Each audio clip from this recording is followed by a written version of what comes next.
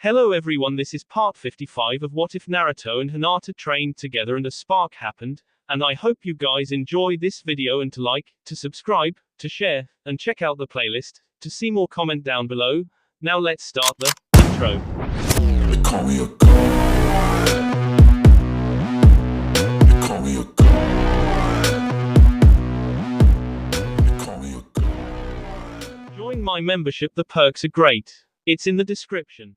Ninja Art, Hawk's Eye Jutsu, Sakura Haruno announced, partially drawing her second arrow.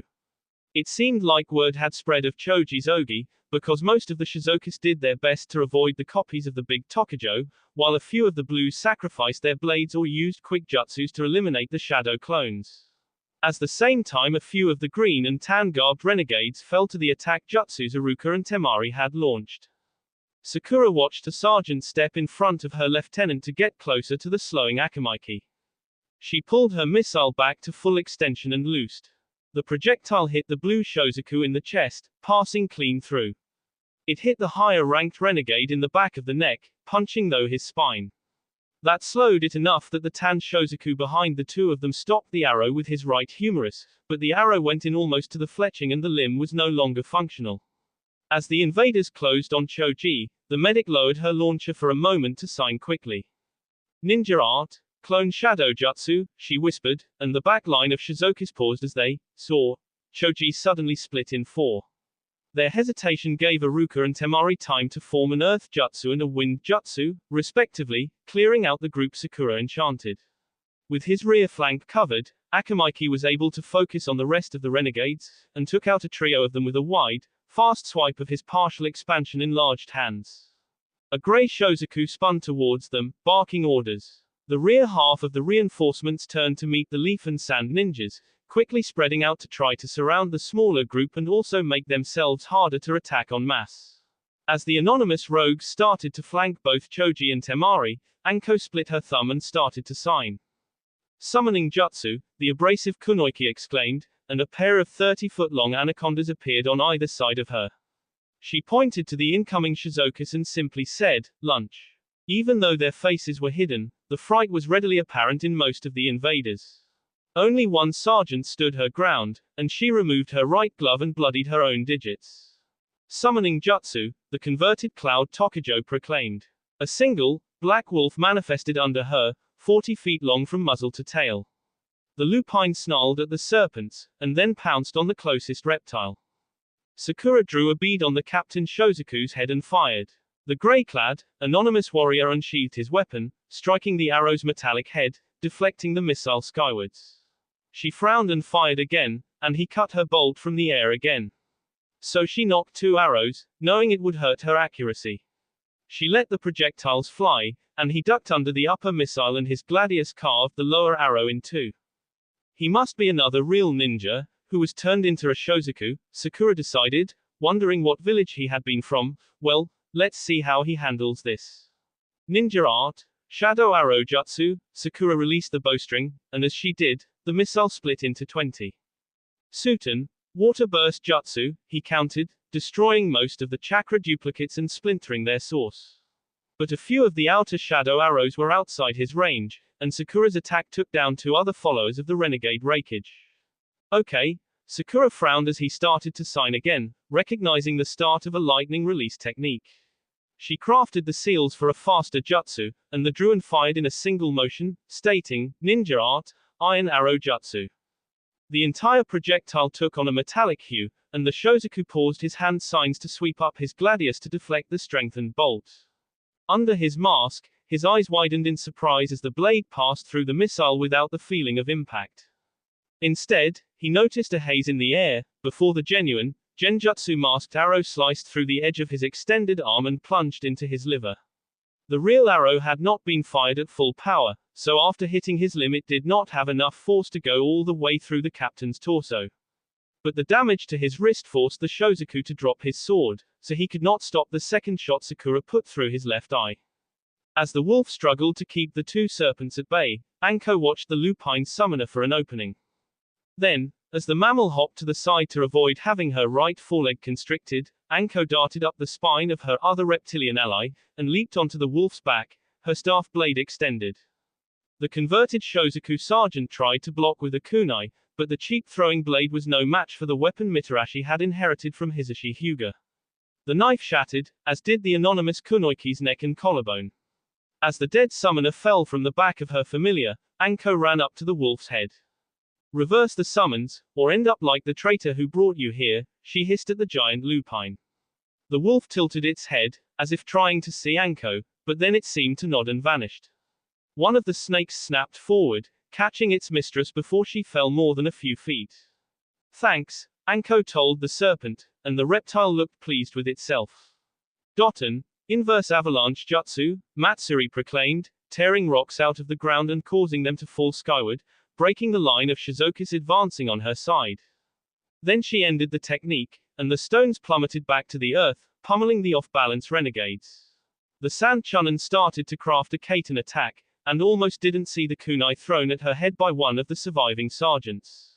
An arrow hissed out from behind her, destroying both the throwing knife and its user. After she finished setting fire to the remaining Shizukas in range, Gaara's apprentice glanced backwards and gave Sakura a quick nod of thanks. Pain slashed horizontally with his melee kunai, and Naruto hopped back out of his way. He reversed the blade, stabbing at Uzumaki's heart, but the leaf Tokujo slammed his palm into Nagato's wrist, dislodging the weapon and sending it crashing into the ceiling. Pain ignored the pain, and fired his other hand at the teen's nose. Naruto deflected Pain's fist, taking note that damaging leaders' chakra crafting abilities had not slowed or weakened the other man as much as he would have expected. And though it had cost him 10 blood clones to neutralize Pain, the influx of energy and the information he received both improved Naruto's disposition.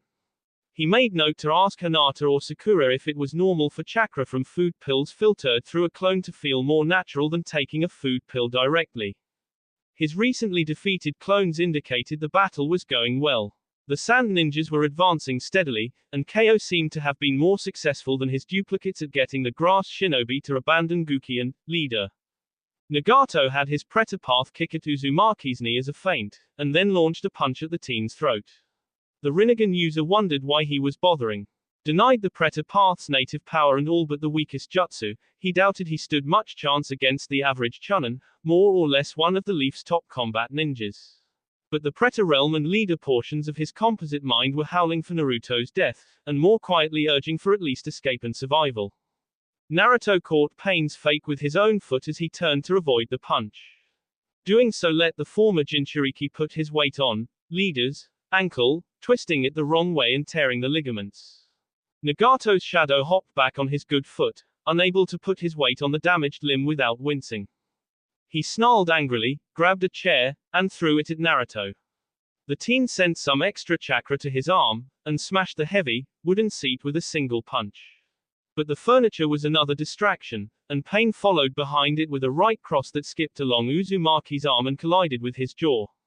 The force of the punch turned the blonde Tokujo, who kept the momentum going, snapping his foot into Pain's side and knocking Guki's second into the wall.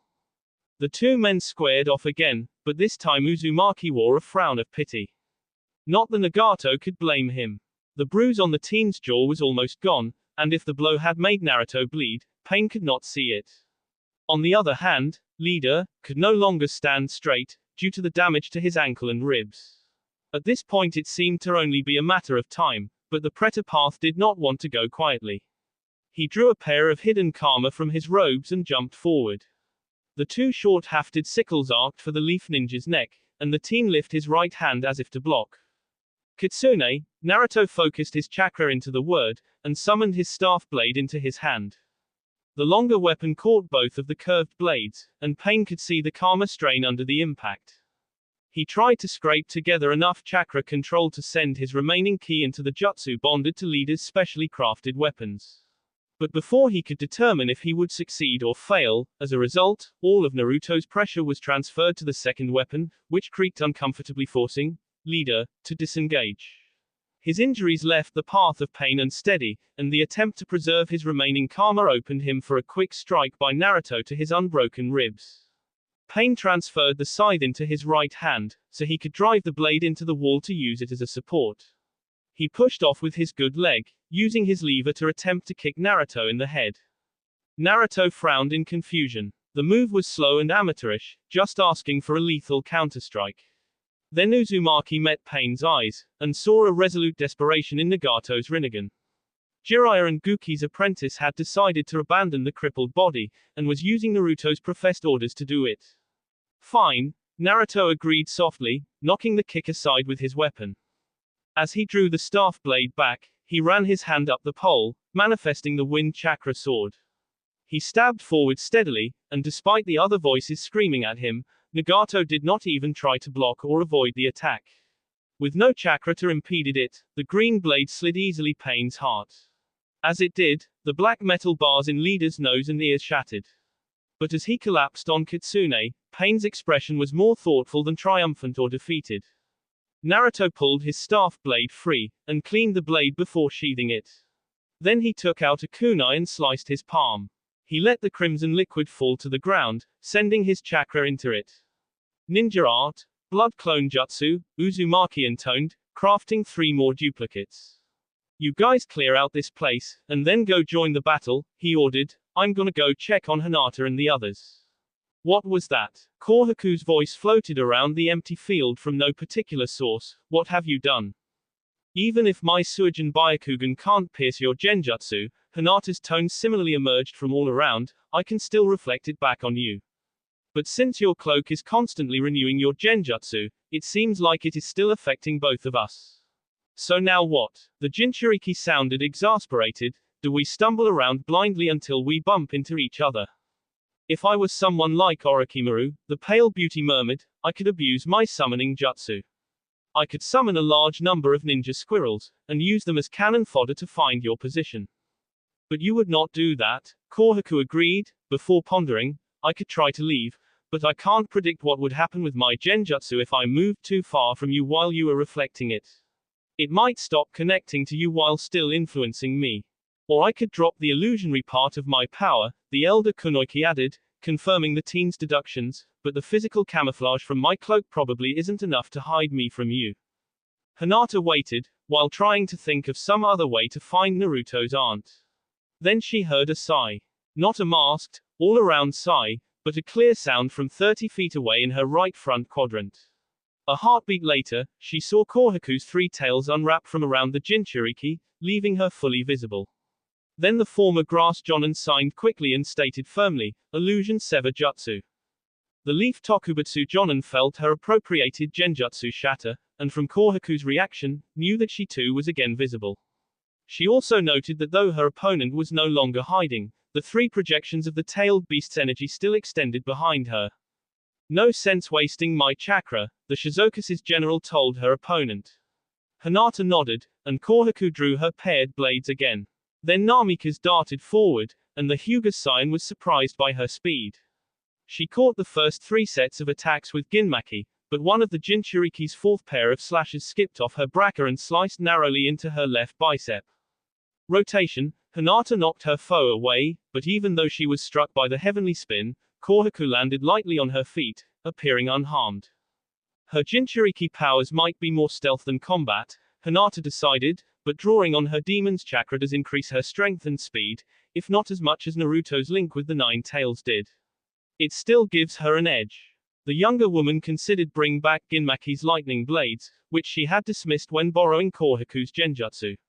But as the grass rogue raced back into range, she decided on a different course. She turned her palms down, so her opponent could not see the chakra swirling in her palms. Rasengan, she called out as the katana and wakizashi angled towards her neck and stomach, respectively. She flipped her hands over, jabbing one of completed spheres into each of the incoming swords. The turbulent orbs met the blades with a deep, keening whine, but counter to the younger Kunoiki's hopes neither part of the dasho broke, or was even scarred by the spheres. Kohaku pushed Hinata down to one knee, smiling politely. Guki made these blades for me, she explained, after my old katana failed. He thought it was inevitable one of us would fight Kakashi or Jiraiya one day, and that whoever it was would try to use Minato's jutsu on us. Too bad he did not think to protect my swords against lightning chakra. But I guess I shouldn't be greedy. Hinata grimaced as she was bent further back, forced to keep send chakra to the Rasengans, or risk losing her hands.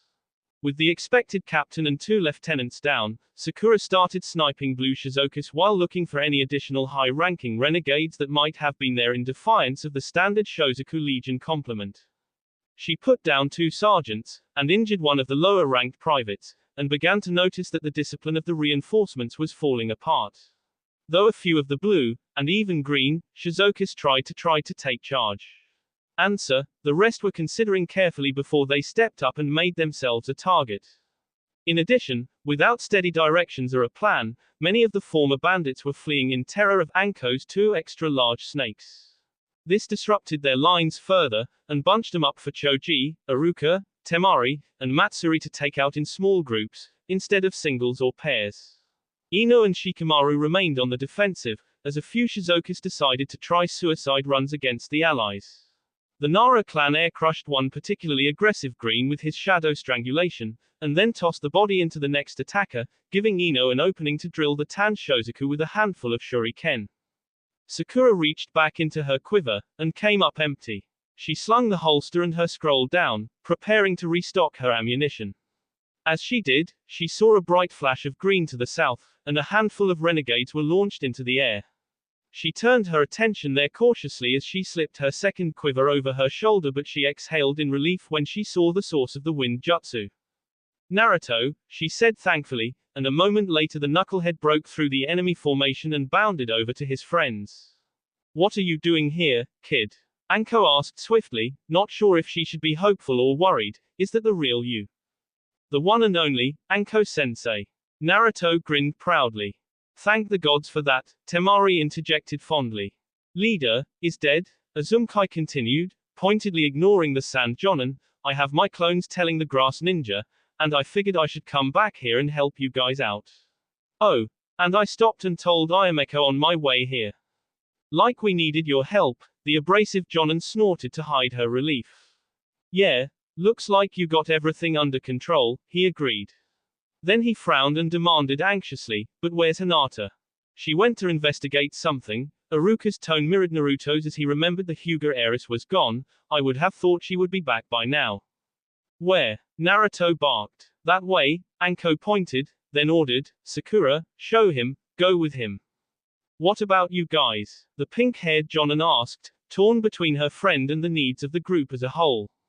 You already took out all the leaders, Anko groused, how much more glory do you need? The younger woman nodded her understanding. She took off in the direction Hinata had disappeared, and Naruto followed close behind her. What was Hinata checking on? Naruto asked. She didn't say. Sakura sounded uncertain, just something strange. For almost a minute they hurried in silence. Then Sakura's genjutsu heightened eyes picked up something. It was on the edge of her increased visual range, and she squinted to clarify the image. Hinata, she hissed when she realized what she was seeing, she's under attack. As she was running, the medical Jonin knocked an arrow, but before she could, Naruto was gone in a flash of golden yellow fur. Kohaku suddenly found herself on her ass, which had the fortunate side effect of preventing Sakura from firing on her.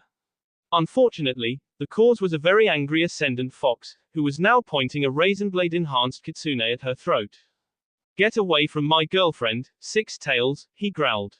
Kohaku knocked the blade aside with her resilient katana, and rolled back to her feet, putting some distance between herself and the Leaf Warriors. She continued to keep one of her weapons pointed at each of the lovers. You must still have a bit of the Kyuubi in you, the Jinchuriki chuckled, if you are addressing me like that. Despite her mirth, the tails behind her curled up tightly, reflecting both her hidden fear, and the rage and fear of the Bayu within her as well. Are you okay, Hinata?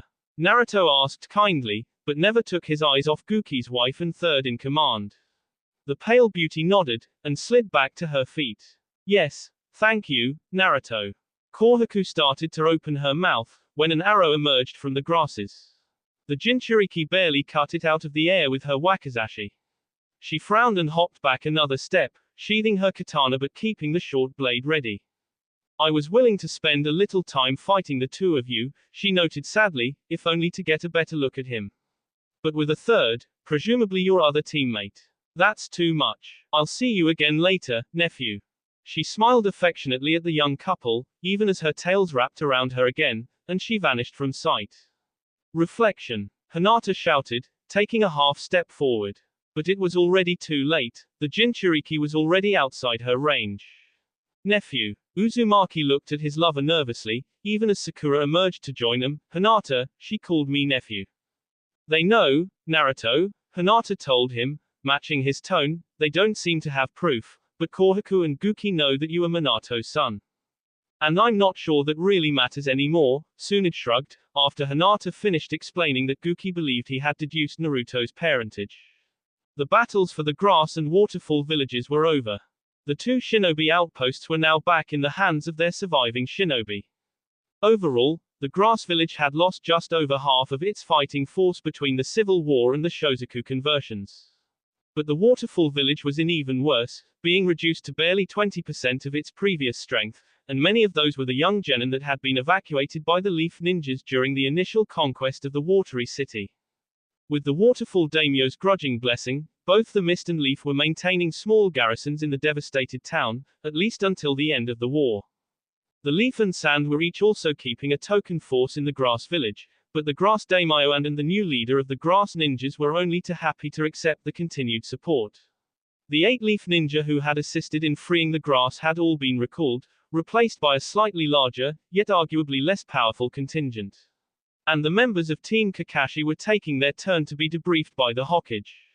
What? Uzumaki stammered, you spent all those years keeping my dad's secret, mostly because of my uncle, and now he knows and you say it doesn't matter. We were concerned Guki would come back, make trouble, try to take you and raise you, Tsunade explained, and no one who knew you were Minato's son wanted to risk that, especially since you used to have the Kyuubi. But it's too late for all of that now. You're grown up, more or less. The fox is gone. And we're already at war with Guki. If anything this might be to our advantage, the last Sanin mused, it seems like Guki and his wife are less inclined to hurt you and Hinata now.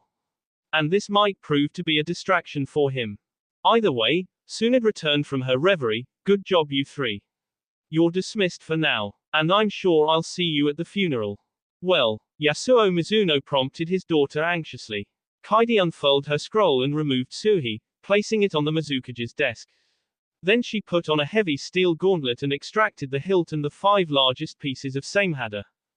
The demon shark blade, broken. He whispered in astonishment. Then in a normal tone he queried, and the wielders?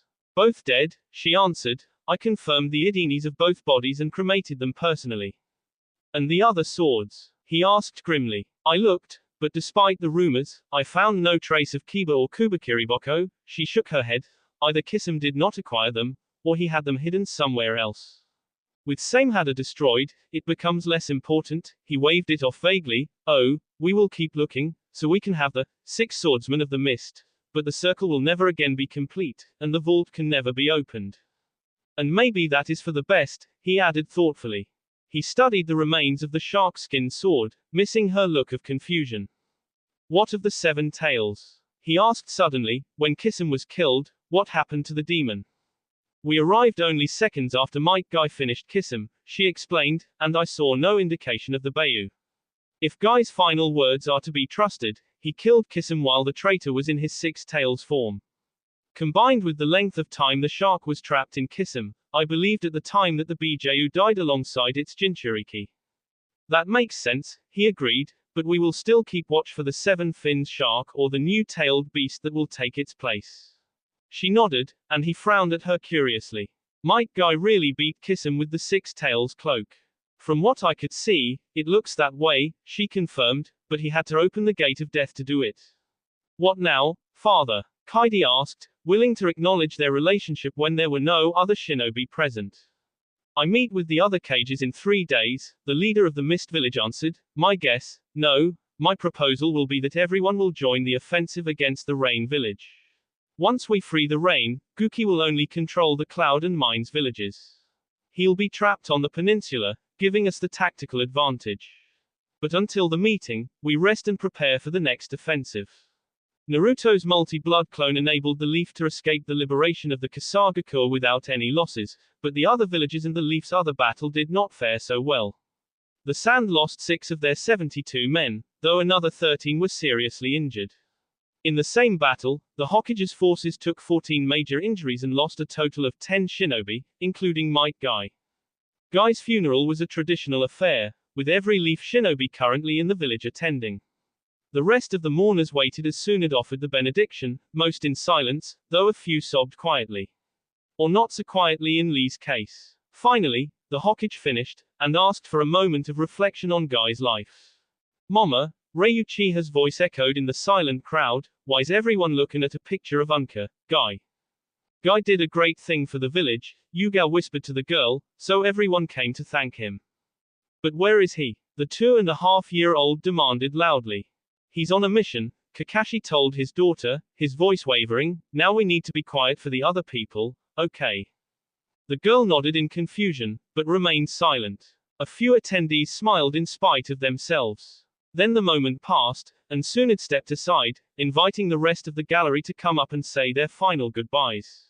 Most of the shinobi walked up alone or in pairs, and said a few words. Naruto and Hinata lingered a little longer, as Naruto expressed his gratitude to Guy for saving him from Kisame no Itachi, and for teaching him what he needed to fight Orochimaru's Sharingan. Both lovers' eyes were moist as they stepped away from the frozen image of the boisterous Jonin.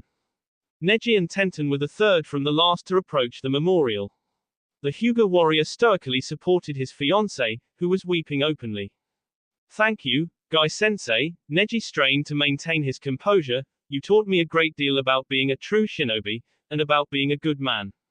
More than I ever could have told you to your face. Then he could not help but flash a sardonic grin as he added, I would have been too afraid it would inflate your ego further, or worse, cause you to embrace me.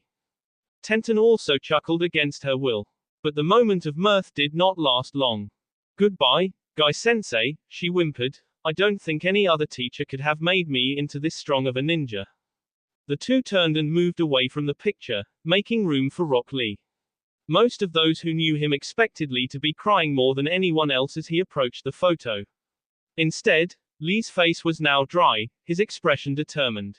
I will not weep for you anymore, Guy-sensei, he told the image, you died gloriously in battle, defeating a mighty foe in the process.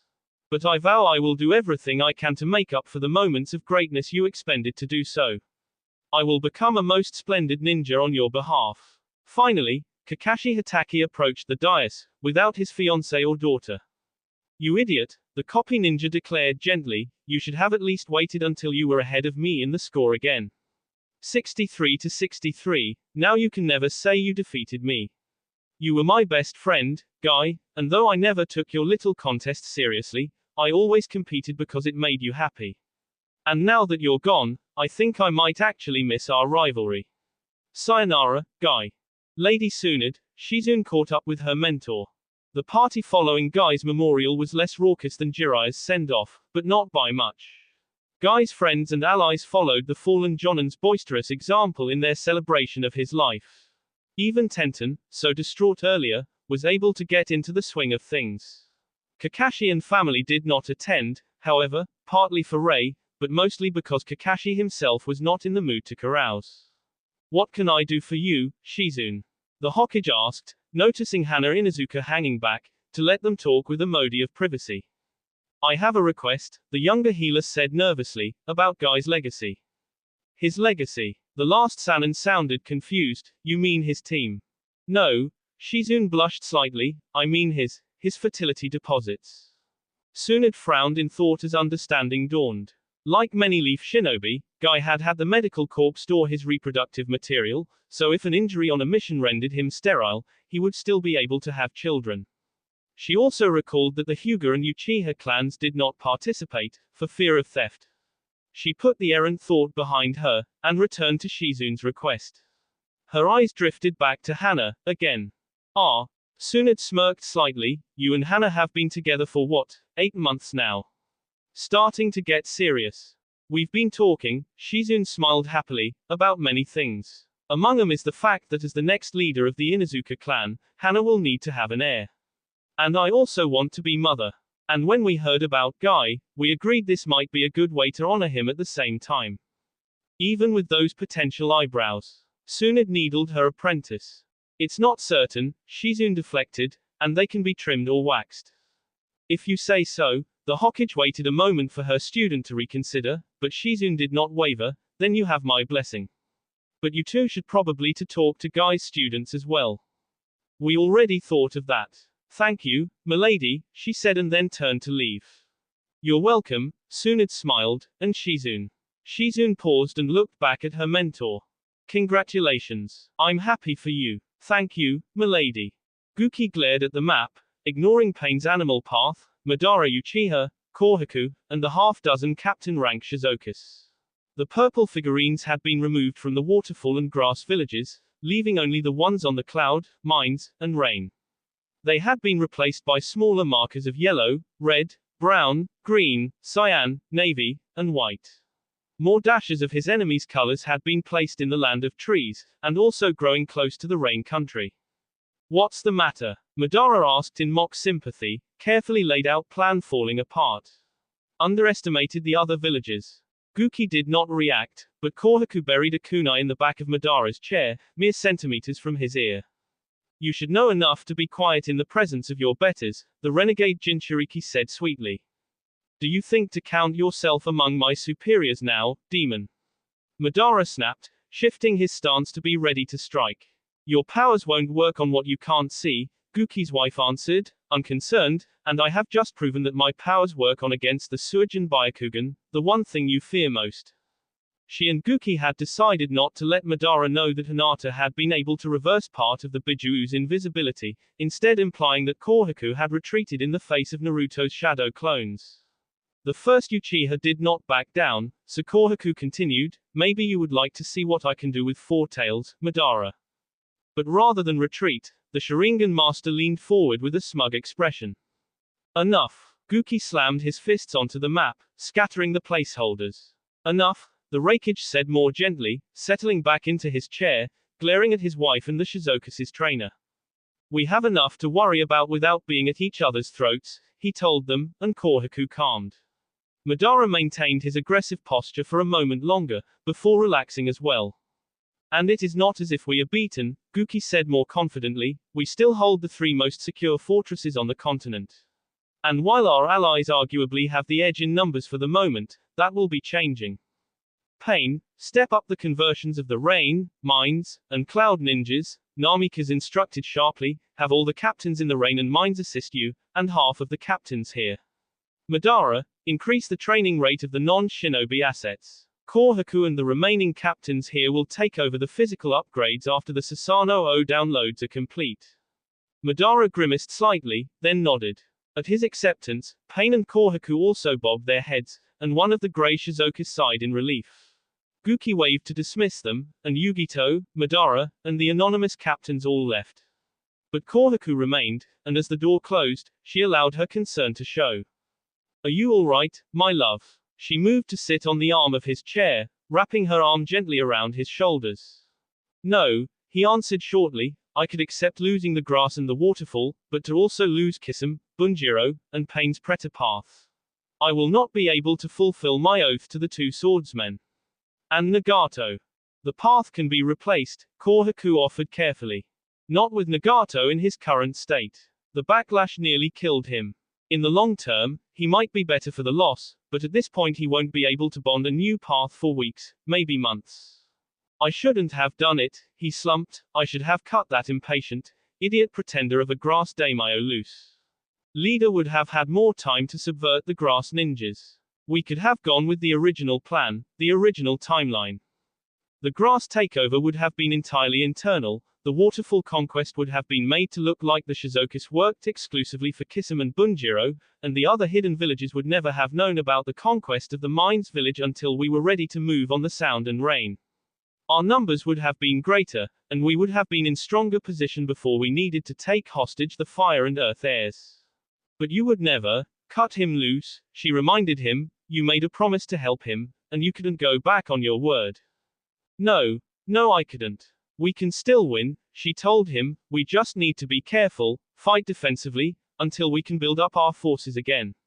And you do have that trump card. Yes, he agreed thoughtfully, we can still create a better world. But I would rather not have to release the Bayou to do it. Tenten repacked her original, paired weapon scrolls, while Neji watched her apprehensively. Are you sure you are ready for this? The Hyuga Jonin asked his lover. Lady Tsunade offered to let us remain here on guard duty.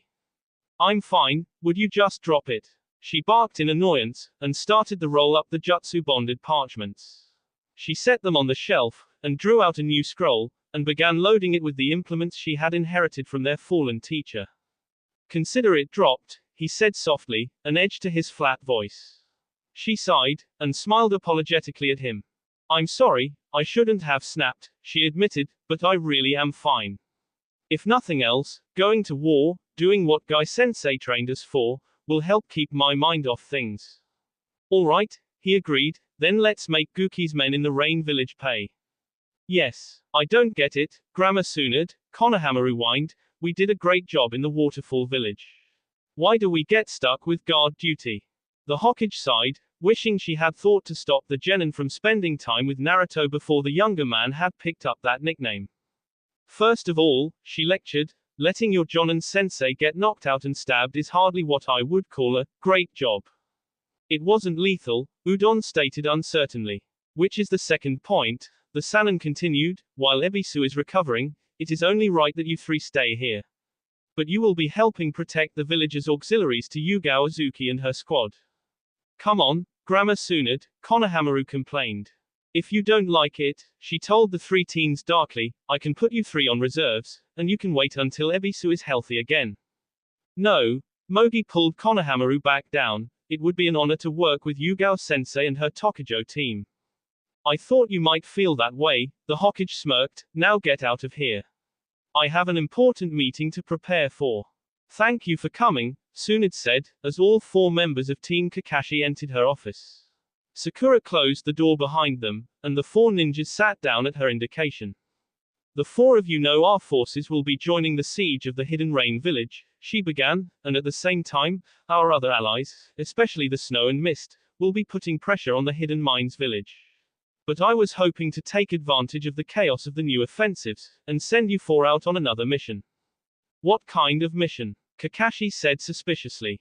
A rescue mission, of sorts, she informed them, while Guki's focus is on the rain and mines, I want you four to sneak into the Land of Lightning, and extract Nagato from the Hidden Cloud Village. Lady Tsunade, the copy ninja cut her off, I'm no longer on active duty. I know you have to look out for your daughter, Tsunade held up her hand, and that is why Yugao and her team will be staying here, with reinforcements. But you are still one of our strongest field agents, and more importantly, you have a past with certain high-ranking members of the Cloud Ninja Resistance. Besides that, I need someone who can rein these three in. Sakura looked surprised, and a little hurt. But Naruto just smirked, and Hinata nodded. Kakashi, I'm not asking your team to try to assassinate Guki, or Madara, the Hokage tried to mollify him, though if you happen to have the chance, I wouldn't complain. But we promised Conan, and more importantly, it makes tactical sense. Take pain out of Guki's command structure, and we hurt him. We take out his 5 top generals, and force him to revert to conventional communications. And if Conan is right about pain being what keeps Madara in line. She trailed off, and the silver-haired Jonin recognized that if Madara became subversive it could drive a wedge in Guki's operations. Or even better, if the two-leaf traitors parted company, Namikaze would force to train his collection of thugs and bandits normally, instead of having the first Uchiha imprint the skills of a Shozaku on their brains. I'm guessing you three have no objections. Hitaki sighed as he glanced side to side at his younger teammates. Hinata and Sakura looked grimly determined, but Naruto's expression was practically giddy. When do we leave? Kakashi asked in defeat. Hinata shuddered as memories of anger and fear accompanied her recollection of the approaching coastline. Though they were landing almost 3 kilometers east of where the Naruto rescue squad had entered the Land of Lightning, her Surgeon Byakugan had been stretched to the limit on the unofficial mission to rescue her then-boyfriend, so she had seen this stretch of rocky land. She remembered specifically discussing this spot with Neji, and rejecting Team Kakashi's current destination as being too narrow for the giant tortoise Tenten had summoned to serve as their vessel. This time the 4-leaf ninjas had a proper boat, painted black and chakra deadened like their stealth garb. Hinata and Sakura were taking turns controlling the subtle suit and technique that propelled them across the bay between the Land of Lightning and the Land of Forests. And in turn, the two men guided the boat. Currently the two Jonin were providing the locomotion and steering, while the Hyuga heiress served as lookout with her basic Byakugan, and Uzumaki waited with a forced calm. Naruto sensed his lover's dark mood, and shifted position carefully to take her hand. What's wrong, Hinata? He asked. Nothing, she shook her head, just unpleasant memories. The last time I came to the land of lightning was less than ideal. Then she realized what she was saying, and added, I'm sorry, Naruto. I suppose it was much worse for you. Not really, he shrugged, squeezing her palm. I was drugged unconscious at the time, so it's not like I remember most of it. Shush, Kakashi advised, we're getting close to shore. The darkened coast drew steadily closer, and Sakura ended her jutsu, letting momentum and the waves carry them into the cove. Naruto and Hinata hopped out lightly once they passed the outcropping, landing silently on the water and stopping the boat before it could scrape on the rock and rough sand. Kakashi and Sakura joined them, and the elder Jonin extracted the scroll which would house their transport. After he finished storing the boat, he walked to the shore, taking a position in the middle of the three teens, Sakura in front of him, Naruto on his right, and Hinata on his left.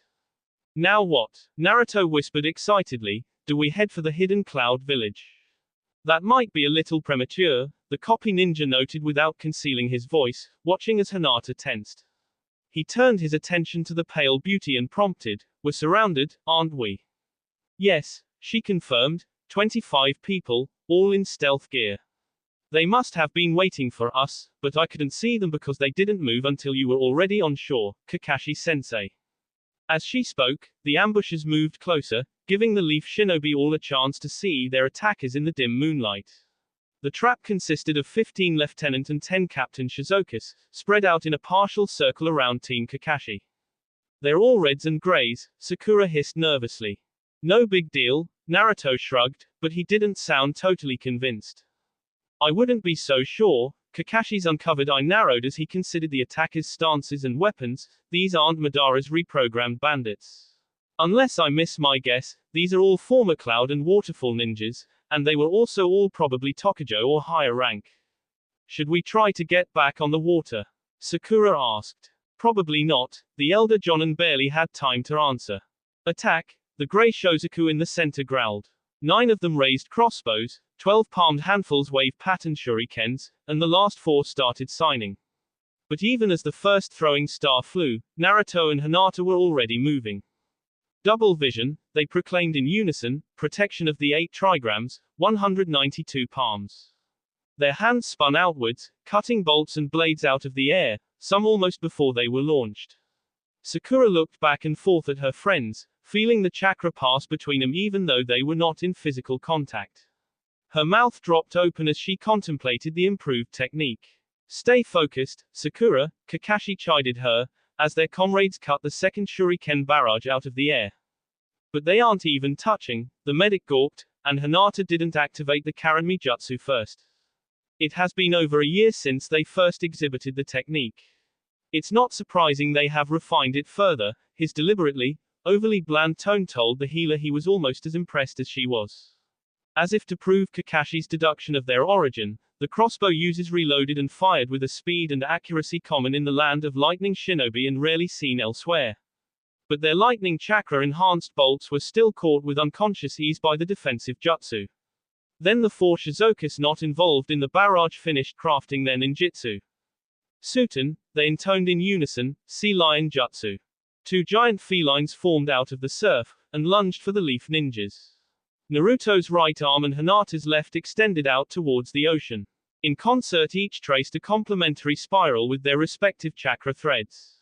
The interwoven whirlpools broke apart the watery constructs and the energy maintaining them, and instead of fangs and claws, only a gentle spray hit the invaders. Break, the lead Shozaku captain ordered, Raiten and Kaiten jutsus. Those were his last words. Despite her apparent distraction, Sakura had moved her bow into position, and nocked a single arrow. Without looking directly at gray-clad renegade, she fired, and her missile shot through his chest. She silently cursed herself for missing his heart, but she still shattered one of his ribs, both front and back, and put a hole through his lung. The robe collapsed, but his subordinates had already begun to rain fire and lightning down on the team. Water style, Tidal wall jutsu, Kakashi exclaimed, as the young lovers ended their technique and hopped back to be covered by the liquid barrier. Hinata, give me a hand, the copy ninja exhaled sharply. Naruto, get a distraction ready. Sakura, on my signal, clear us a path up the middle. Water style, tidal wall jutsu, Hinata took over half of the wall. The electrical and fiery chakra splash against the liquid. Though the attacks were stopped, the walls shrank and were pressed back. And Hinata and Kakashi both grimaced from the strain. Naruto began sighing intensely and precisely, and his beloved took a step back with a groan of effort. Now, their teacher shouted as all but 5 of the Shizokis paused to craft new attacks. Hatake and Hyuga both released their techniques, and all 4 leaf ninjas jumped in the direction he had indicated.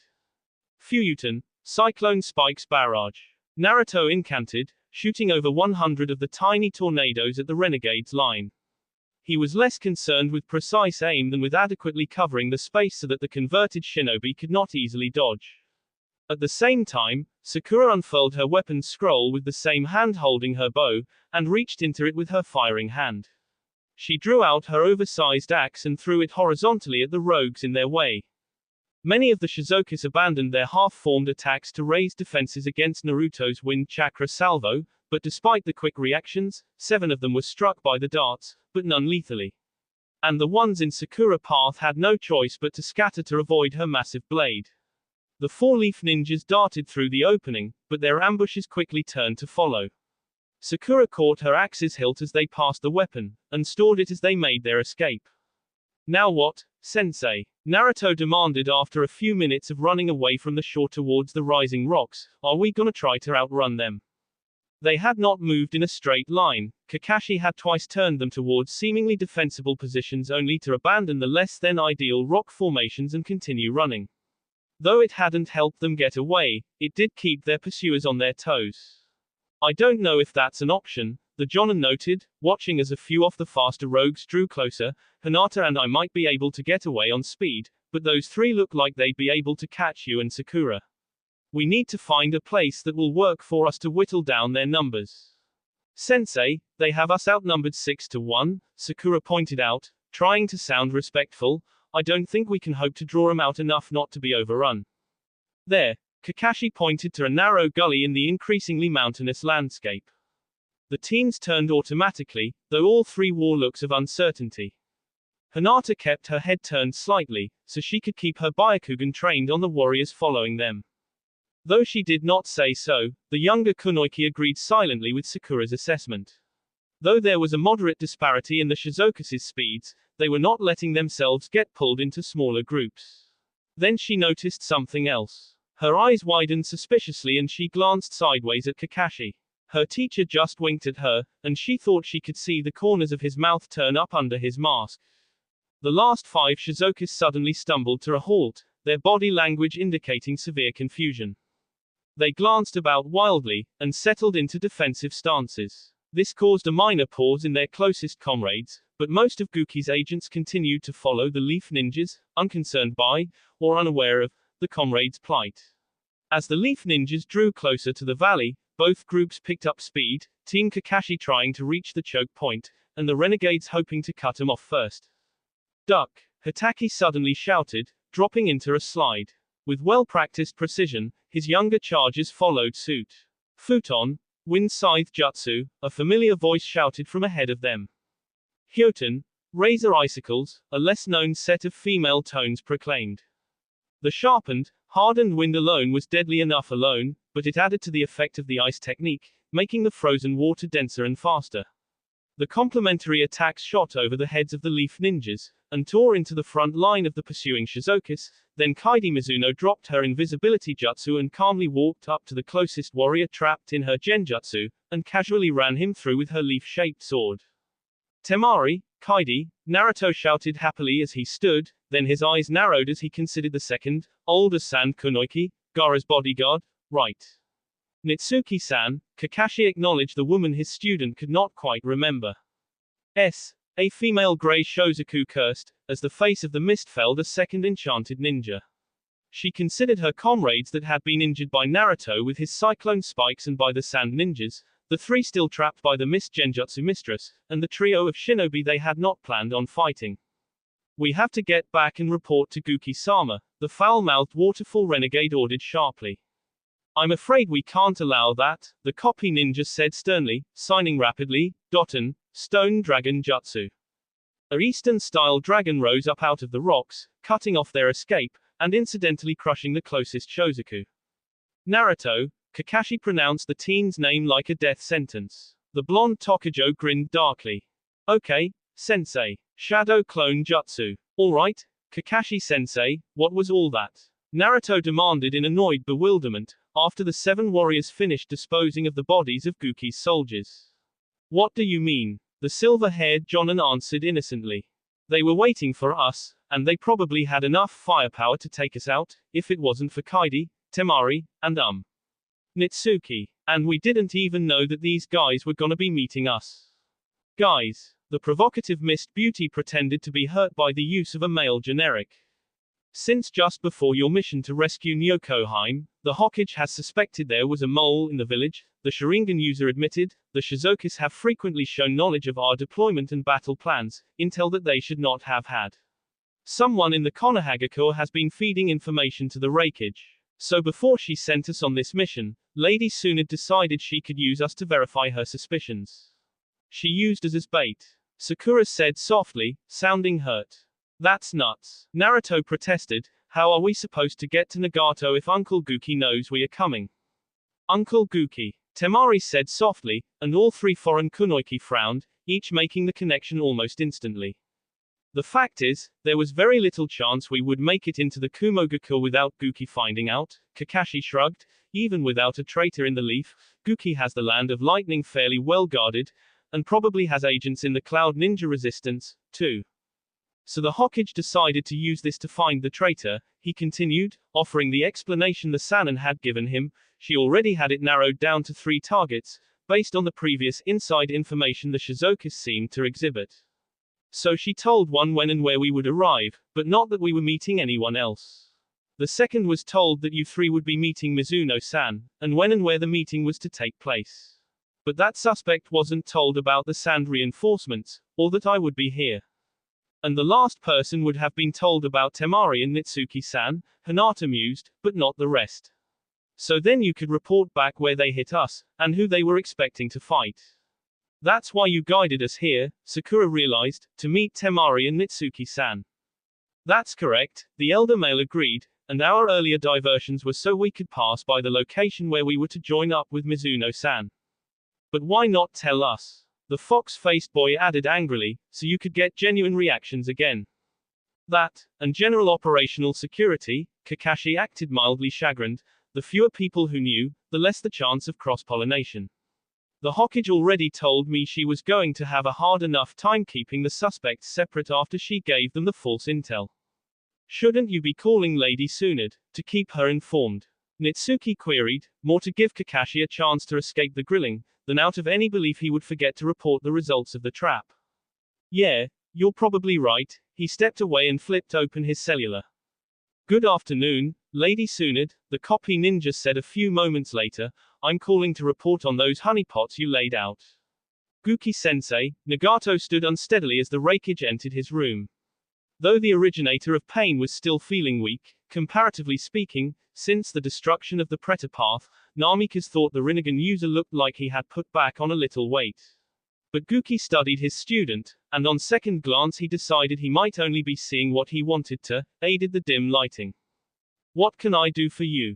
Nagato asked. I need your paths in Mine's village to prepare, the leaf traitor answered, I will be sending a new, special unit to join them. Why, Sensei? Tsunade-sensei has sent us some visitors. The 5th Hokage obviously has too much time on her hands. So I thought I would give her something to do, and return the favor. That will be all for this video. Be sure to like, subscribe, share, and comment down below for more videos. Goodbye.